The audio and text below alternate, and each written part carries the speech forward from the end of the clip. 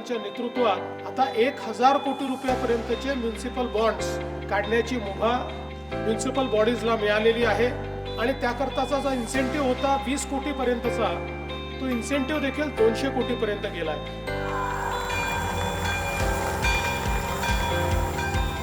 नाशिक महानगरपालिकेचं याकरता अभिनंदन आहे की या दोन्ही टप्प्यात नाशिक महानगरपालिकेने प्रथम क्रमांक मिळवला आणि पहिले ग्रीन बॉन्ड प्रायव्हेट प्लेसमेंट आणि पब्लिक इश्यू दोन्ही नाशिक महानगरपालिकेने काढलेले आहेत.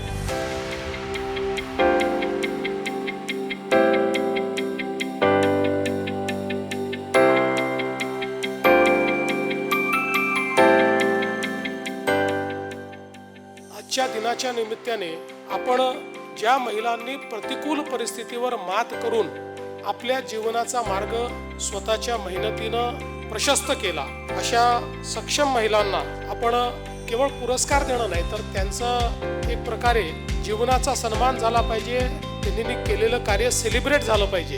या दृष्टीने हा कार्यक्रम आयोजित करण्यात आला. भारताला विकसित भारत 2047 हे स्वप्न पूर्ण करायचं असेल तर त्याचा मार्ग हा महिला सक्षमीकरणातूनच जातो.